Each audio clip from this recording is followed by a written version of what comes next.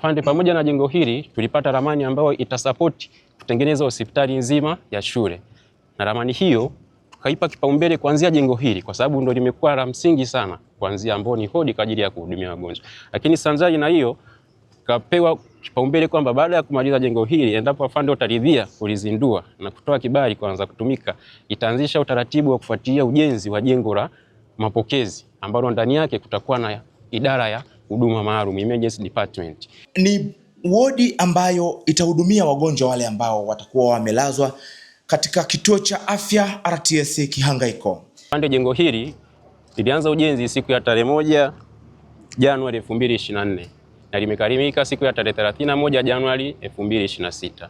Ni jengo ambalo limejengwa kwa lengo la kutoa huduma za kulaza wagonjwa, na ni jengo ambalo limejengwa kutokana na misaada kutoka katika mfuko wako ambao tusapoti kwa shilingi milioni 130 kama sehemu ya kufanikisha ujenzi, lakini pia kwa nguvu za shule pamoja na misaada kutoka benki mbalimbali. Akiwa katika eneo hili la shule ya mafunzo ya awali ya kijeshi RTS Kihangaiko, Afande Jenerali mkuu wa majeshi John Jacob Nkunda anazindua rasmi wodi hii.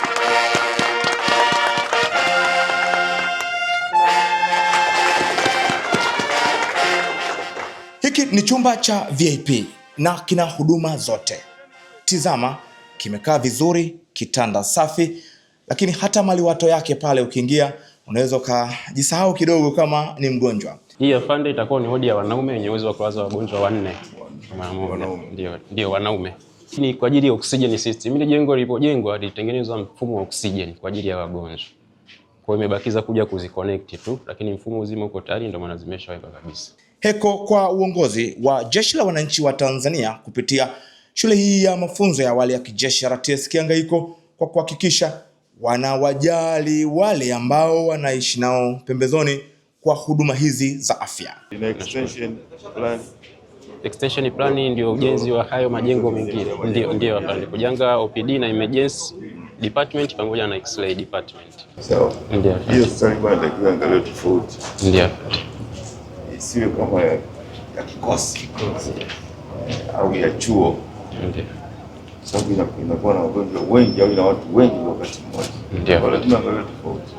Napenda kutoa shukrani za dhati kwako wewe kwa kubali kutuwekea jiwe la ufunguzi wa wodi ya wagonjwa ambayo imejengwa kwa kushirikiana shule na makao makuu ya jeshi kwa jumla ya thamani ya shilingi milioni 270.